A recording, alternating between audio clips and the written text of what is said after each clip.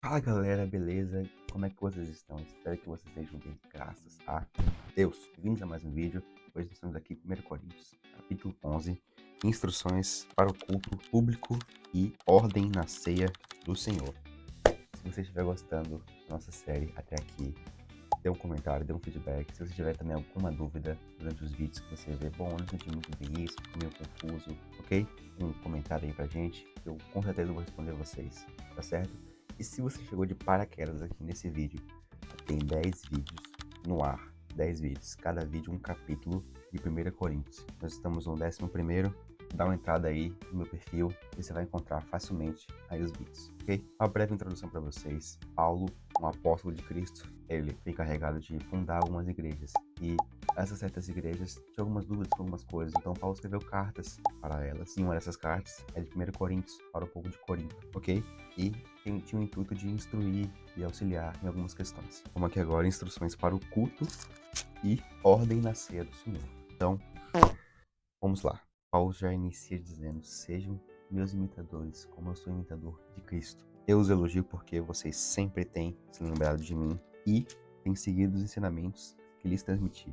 Mas quero que saibam de uma coisa: a cabeça de todo homem, Cristo. A cabeça da mulher é o homem, e a cabeça de Cristo é Deus. Paulo já bota aqui duas coisas muito importantes: sigam a Cristo e a cabeça da mulher é o homem, a cabeça do homem é Cristo, a cabeça de Cristo é Deus. Então, se a gente não tiver essa analogia aqui na família, na igreja, não funciona, vai quebrar, vai dar errado. Se a gente tiver na mulher que a cabeça dela é o homem, mas que a cabeça do homem não é Cristo, quebrou. Ou se a cabeça do homem é Cristo, mas a cabeça da mulher não é o homem, é outra coisa, não vai funcionar, não vai dar certo. Pauzinha, garganta doendo.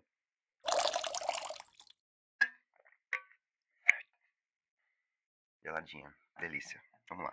Versículo 4 ele diz: o homem desonra sua cabeça e a cobre para orar ou profetizar. Mas a mulher desonra sua cabeça se orar ou profetizar sem cobri-la, pois é como se tivesse raspado a cabeça. Se ela se recusa a cobrir a cabeça, deve também cortar todo o cabelo. Mais uma vez, é vergonhoso a mulher cortar o cabelo ou raspar a cabeça. Deve cobri-la. O homem não deve cobrir a cabeça, pois ele foi criado à imagem de Deus e reflete a glória de Deus. A mulher, porém, reflete a glória do homem. Essa parte aqui, ela é um pouquinho complicada, ela tem a ver um pouco com o contexto. O contexto da época, cobrir a cabeça era um sinal de modéstia, submissão e respeito à autoridade. É Cristo. E mulher com a cabeça descoberta, especialmente no culto, poderia ser vista como desrespeitosa ou imoral, e ela poderia ser confundida com uma prostituta, dependendo do local. Já os homens, quando cobriam a cabeça, imitavam práticas pagãs ou romanas. Também seria inapropriado para o culto cristão, que poderia se confundir com você com um cara que está adorando um outro Deus que não seja o nosso Deus. Ou seja, quando você cobria a cabeça, as mulheres naquela época era um sinal de honra e ordem. Mas esse contexto está explicado aqui para que a gente possa entender o que Paulo está realmente querendo falar, que os princípios sejam respeitar a ordem de Deus, ter reverência na adoração e viver de forma que glorifique Cristo. Correto? Ele fala que a cabeça do homem é Cristo, a cabeça da mulher é o homem, e a cabeça de Cristo é Deus. Tem autoridade aqui, tem a ordem. Ter reverência na adoração, fala que o homem não deve cobrir a cabeça porque ele foi criado à imagem de Deus e reflete a glória de Deus. E a mulher reflete a glória do homem. E hoje em dia a gente deve usar, as mulheres devem usar esse véu na cabeça? Bom, sim e não. Tem igrejas pentecostais que utilizam esse tipo de véu e outras que já não usam muito. Mas a mulher se veste com modéstia e respeito. O homem e a mulher, elas reconhecem o papel delas no culto, com humildade e serviço, dentro daquela ordem, Cristo. E a igreja se mantém um ambiente de reverência, edificação durante o culto. Então esse versículo não fala só sobre mulher cobre a cabeça, fala mais sobre autoridade, sobre referência, sobre respeito, ok? Vai ficar bem claro isso. Pois o homem não veio da mulher, mas a mulher veio do homem. E o homem não foi criado para a mulher, mas a mulher foi criada para o homem. Versículo 8 diz. Isso referencia lá em Gênesis e argumenta novamente para um papel diferente, né? Cada um tem o seu papel. Por esse motivo e também por causa dos anjos, a mulher deve cobrir a cabeça para mostrar que está debaixo de autoridade. Isso indica que os anjos observavam a adoração e que a ordem espiritual deve ser respeitada até nas expressões externas. Isso quer dizer, André? Quer dizer que naquela época, quando você botava um véu, você estava respeitando a ordem de Deus. Então, hoje em dia, a gente não precisa colocar tanto esse véu. Tem gente que utiliza, respeito à antiguidade, mas você não precisa usar se você não quiser.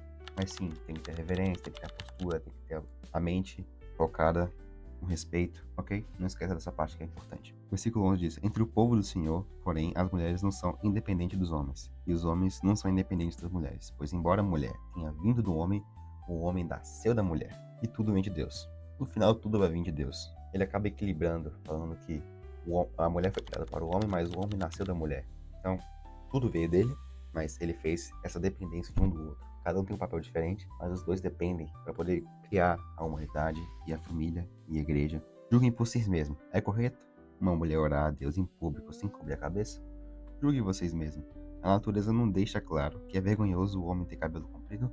E as mulheres não se orgulham de seu cabelo comprido? Pois ele lhes foi dado como um manto.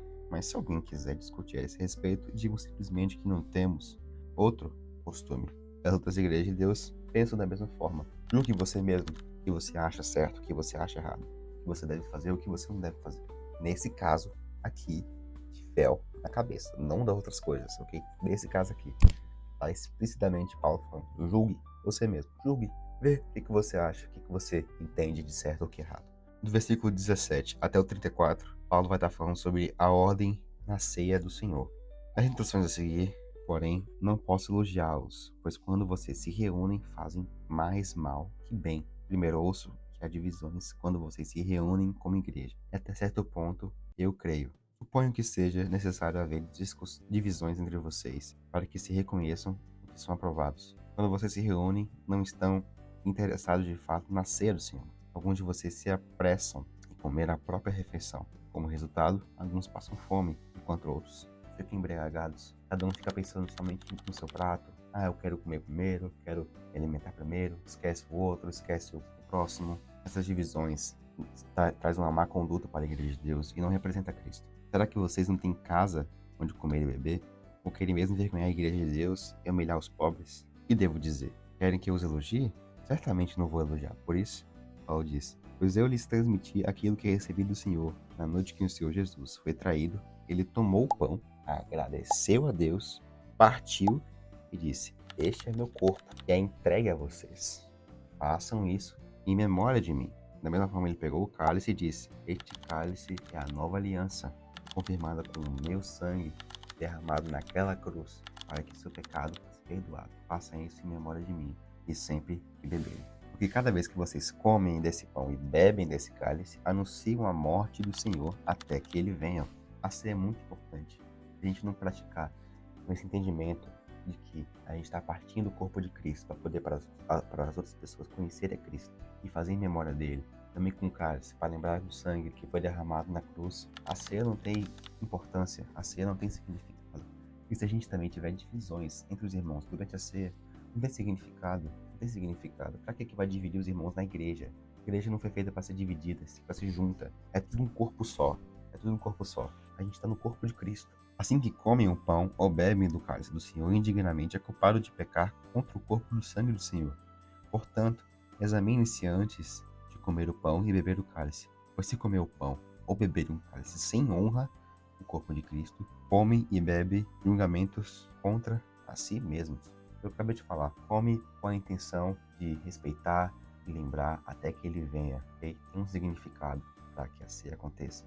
Tem um significado para que isso tudo seja comemorado. Não é só à toa que a gente pega o pão, dá graças a Deus, parte, dá pro irmão, aí você bota na boca, repete a palavra. Aí você pega o vinho, toma, repete. Não é só isso, tem tudo um significado, toda uma simbologia. E caso você faça isso sem honra, está se julgando. Por isso, muitos de vocês estão fracos e doentes, e alguns até adormeceram.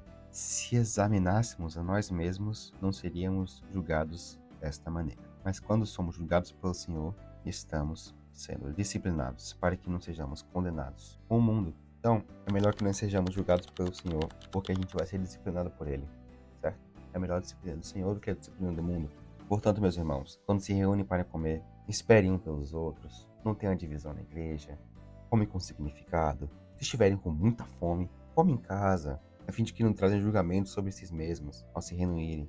Paulo recomenda a autoexaminação, discernimento do corpo, discernimento de conhecimento. O que você está fazendo? Você está fazendo isso por algum significado? Você está fazendo só porque você faz? Você vê todo mundo fazendo? Você acha legal? Não, a ceia do Senhor não é uma refeição comum, mas é um ato sagrado de comunhão com Cristo. e com os outros irmãos. Ter reverência, unidade e autoexame antes de participar, certo? Não que a gente vai ficar limpo no sentido de não pecar, a gente sempre peca, certo? A gente sempre vai pecar, mas tem que estar com a mente limpa, ok? Então, esse foi mais um vídeo, espero que você tenha gostado. Foi um pouco longo, mas o conteúdo é muito interessante. Recomendo que todo vídeo que eu fizer para vocês, releiam o que eu tô lendo, tá? Verifique o que eu tô falando para ver se é verdade. Espero que Deus tenha falado com vocês. Capítulo 12, próximo vídeo, tá acabando 1 Coríntios. É isso, nos vemos lá.